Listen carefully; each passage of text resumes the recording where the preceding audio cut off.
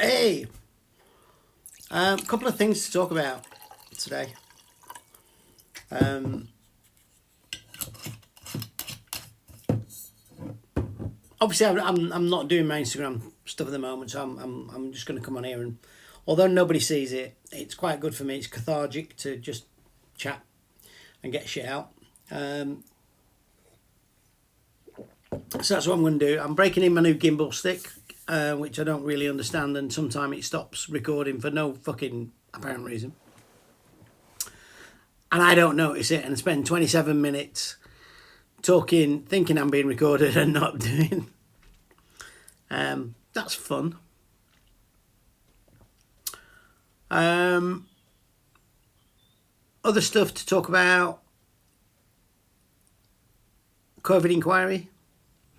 I know you get pissed off with me talking about COVID, but you know, we got people like Chris Whitty now. Do you remember Chris Whitty, Chief Medical Officer, whose opening gambit to the COVID inquiry was, I think we might have over-exaggerated. I worry we might have over-exaggerated how serious it was at the beginning. Well, thanks, Chris. Tell that to all the fucking cancer patients who have died because they couldn't get a fucking appointment on the NHS. Well done, mate. We all know that, you know, it wasn't... There was a nasty disease out there. But for most of us, it wasn't a big problem. Anyway, no one's ever going to admit to that shit. But it, you know, Chris Whitty said that. You won't see it on the mainstream media. You know, you won't see it on any of the news channels. But you can go and look at the COVID inquiry minutes, and there are one or two news channels that are reporting it. But yeah, I worry we over-exaggerated how serious it was. And all the main protagonists now, Hancock, fucking Johnson, Javid, all those people who were in power at the time, none of them are around, so no one can prosecute them. So fuck all's going to get done. Anyway, that's that. Labour Party. Not my Labour Party. You know, it's sad. Really sad. You know, I mean, Starmer, what... I couldn't work that. I said before the election, I couldn't work him out. I said he was going to be probably the most dangerous Prime Minister we've had for a long while, probably since the other fucking slimy fucking toad Blair. Who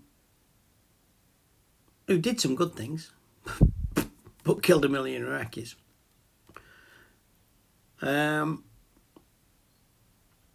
Yeah, so there's Starmer who's taking money off this Lord Ali. What the fuck's going on with this? Who's this Lord Ali guy?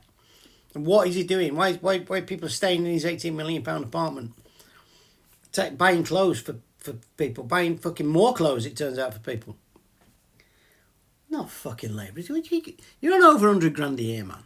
You can afford a fucking pair of specs and a suit. And your wife can as well.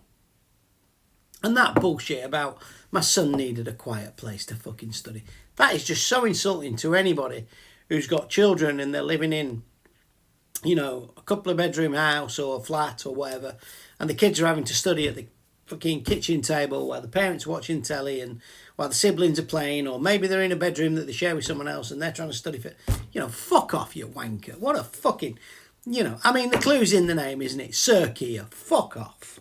Honestly, when you fucking land, fuck off again. What a fucking shower of shit this government are. It's just a nonsense. What else is pissing me off? Well, all the Labour Party. Rayner. Fucking hell. £67,000 a year on a photographer. This is one of the only good things that social media is good at. Because she said in 2021, 3 years ago, oh shit, don't do that because the hand thing fucks up. But anyway, yeah, Boris Johnson should be concentrating on paying his fucking, you know, women with children at home and all this blah blah blah blah blah, instead of paying for a photographer. She gets in power and she's paying for a photographer. The first and only ever Deputy Prime Minister to do so. Woman of the people, that Angela.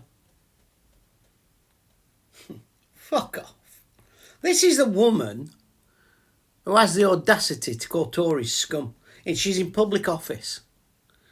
You know, and that's the kind of language we don't need off anybody in public office. Because that's the kind of language which gets, you know, the extremists fucking going. But anyway. What else has pissed me off? For the first time, I would say in the 11 years I've lived here, or 12 years I've lived here, Ebden Bridge is pissing me off a little bit at the moment.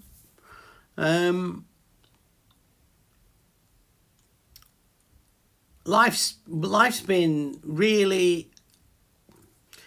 It's not Ebden Bridge's fault, obviously. It's just a place. But no, that's wrong, that. Ebden Bridge isn't pissing me off. I'm pissing me off.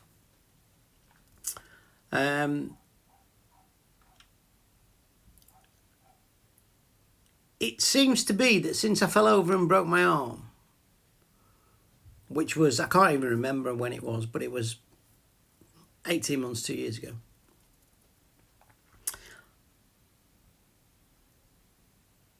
Nothing's really gelled since that. I was probably the happiest I've ever been in my life. Other than big events like the birth of your kids and stuff like that, you know. But certainly one of the happiest times I've ever had in my life, anyway. You know, was the you know, the run up to my arm being broken. You know, I had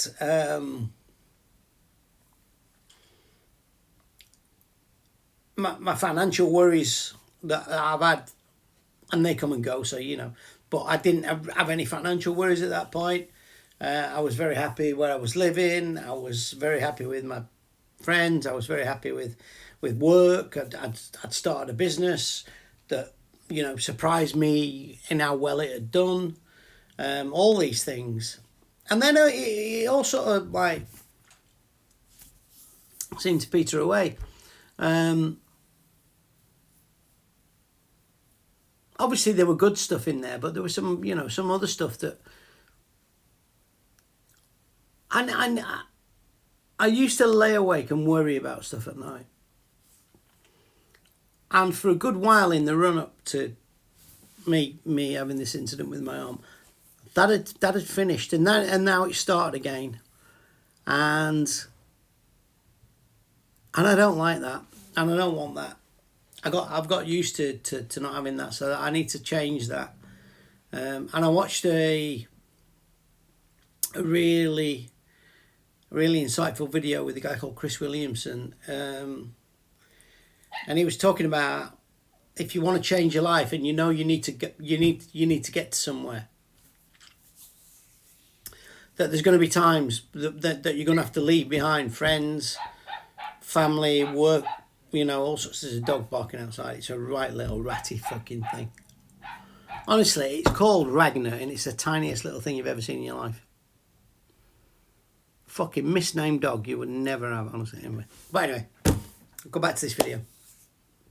Yeah, they were talking to this guy, and he said, you know, there were times when you have to leave all you know, those friends, those connections, that community, and things like that behind. And I thought, and he did an analogy. He said it's a little bit like when you order an Uber, but you don't know if it's coming. With it, you know, you don't have the app, so you know you stood out on the street, and you're doing all the right things, but you're not 100% sure whether it's on its way or not, or whether you're going to get, you know, whether the end result's going to be there, you know, whether it's going to turn up. And I thought I was really clever.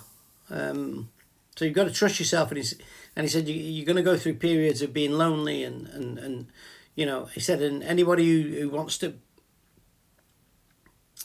make themselves better or a better person has to do that. So I thought that was quite good. So we'll see what happens with that. But if anybody wants to buy a shop, it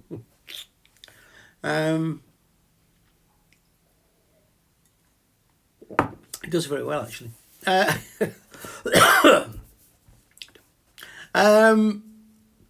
What else? What else has pissed me off?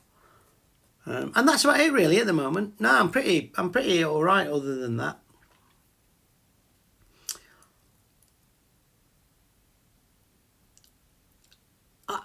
I think life's hard, and we forget that sometimes.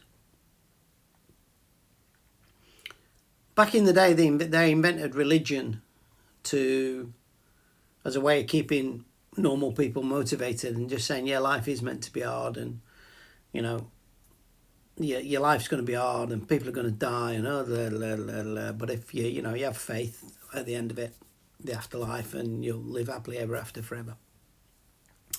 And I think as we've sort of progressed in certainly in Western culture, we have become a lot less religious. So therefore, you start to ask yourself, well, what's the meaning of all this? Because before the meaning was, well, it's going to be difficult, and that's happened because, it's God's will or whatever. That's kind of what we sort of said, and but so God must have a plan, and if we battle through it and carry on, then eventually we're going to live in happiness in eternity. But I think a lot of people don't believe that anymore. So therefore, it leaves us a void in the here and now, and that's very difficult. It's a very difficult thing to fill, and it's a very difficult thing to understand yourself. And I think that's why we see probably, a lot more, certainly suicides among the population than we've had in the past, because I think people just think it's hopeless. Well, there is nothing. This is the only thing that's happening, and it's shit. So what's the point in being here? And I can understand that. I really can. I've thought about suicide in the past, especially a few years ago when, I had a business and I lost it, and I owed quite a lot of money to people and stuff like that. I had it all planned out. I knew I was going to do it and everything. Didn't have the bottle to carry it through, which is, some would say is good, some would say is bad, but didn't have the bottle to carry it through. And it taught me a good lesson, actually, because when I'll go through the story one day. It's called Waiting for Eddie, but it's a different thing. But after, when I sort of was going to do it and then didn't do it,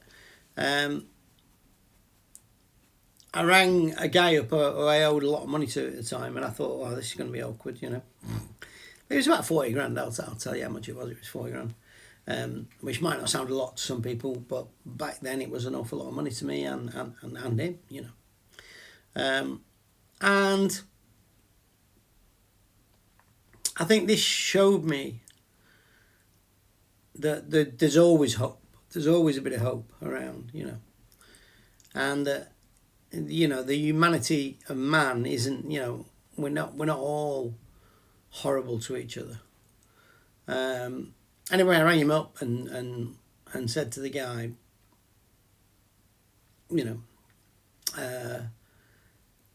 I've lost your money. It's gone. And he went, how much of it? I went, all of it. And he paused. And I'm thinking, here we go, he's going to shout at me and going to scream, and I want my money back, and I want to get the solicitors involved, and da. And he said, are you all right? And I was like, you what? He went, are you all right? I went, well, yeah, I'm fine, but, I've not got the money. He went, yeah, all right. He said, but are you all right? Can you, have you got enough money for food and stuff? And I was like, yeah, I think so, yeah. He said, you can pay your mortgage, you're not going to lose your house. I went, well, no, not at the moment, no, but, I've lost the money. He went, oh, he said, I'm not bothered about that at the moment. He said, well, we'll worry about that later. He said, but are you all right? And I was a little bit taken aback, because he was a hard-nosed businessman, this guy. Jasper's jumping up. And I genuinely expected him to be shouting, screaming, lawyers and you know, trying to get my house, my house off me and everything. But he didn't, and his concern was for me as a person and my family. And I met him 2-3 days later. And we met and we sat down in a little sort of one of these cafe restaurant sort of places at the side of the road, just outside Preston actually, in just outside Longridge I think it was. And he said the first thing I want to do is just say the money, we need to park that right now. He said, you owe me that money. He said, I know you can't pay me back. He said, so it's parked. He said, we'll come to that at a later date. He said, you know, but for now, I want to make sure you're all right and that we, you know, we try and get you back on your feet. And I was amazed by his generosity. You know, I was amazed.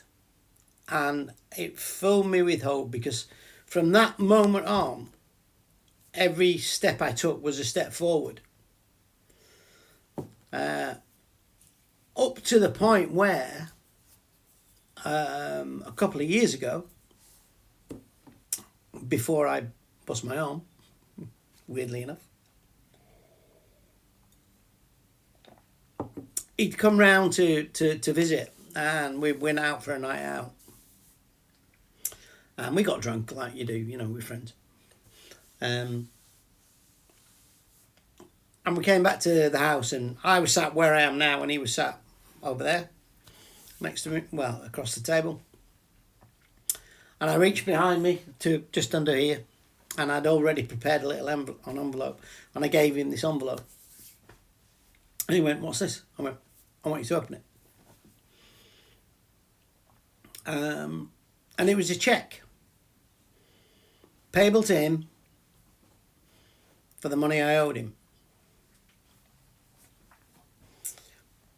Well, it wasn't the money I owed him. It was a sum that we'd agreed that if I ever got enough money, that's what I'd pay him back. But regardless, it was a lump of money. And he went, what's this? I went, that's your money. And we never talked about it. From the day we met in that cafe, we had never talked about the money. Ever. It just never came up. We've been friends. We were friends for years. This probably 8-9 years after, you know, it had all gone wrong. And he cried. I cried with a little tear. There was no sex. No. Not fucking P. Diddy. But no, yeah, and it was and for me it was a great moment. I mean, he's a multi-millionaire. I wish he'd not fucking. I was really hoping he'd go, "Don't be daft, you silly cunt. We'll written that off." But he didn't. He catched the fucking thing. I was a bit pissed off, if I'm honest. No, I wasn't. It was a great feeling to be able to do that. And I think that was one of the things where I decided then that I wanted to make a difference, because John, he'd made a difference to me. He'd made it, you know, he'd I'm not going to say he saved my life, but he showed me a great kindness and a massive understanding. And I look back now and think, if he'd have got arsey with me and, right, well, I'm going to fucking force you to sell your house and all the rest of it. At the time, our house was in negative equity. He'd have got fuck all. He'd have got absolutely nothing. He might have got a few £100 and the satisfaction of me being bankrupt, if that's what he wanted. But he didn't do that. He played a straight bat and he went, this guy's fucked. You can't get blood out of a stone. And he never treated me like I owed him money, like I owed him anything. And he's a to this day, I just think what a wonderful person he is. And I think, well, if I can treat people like that, I'm going to be a better person, aren't I? You know, than the person I probably am. Because sometimes I'm not a very nice person. I don't think I am. You know, people go, "Oh, you okay? You?" I'm not. I'm a cunt most of the time. But anyway, let's not get into that because whoa, yeah, it's a fucking whole new can of worms. But anyway, so I don't even know I got onto that, but I've got onto it and I've said it now, so I've fucking said it. So I know I want these videos to go out as they are done, not as I edit them or anything like that. I don't edit anything I put online. I don't believe in it. So anyway, yeah, Keir Starmer's come. COVID, I was right all along. Ha ha ha, fuck you. Never got jabbed. No shitting me. No Pfizer, no Moderna. AstraZeneca, that were a cunt, wasn't it? That were, fuck me. If you had the AstraZeneca thing, go see your doctor if you can get in. Anyway, bye.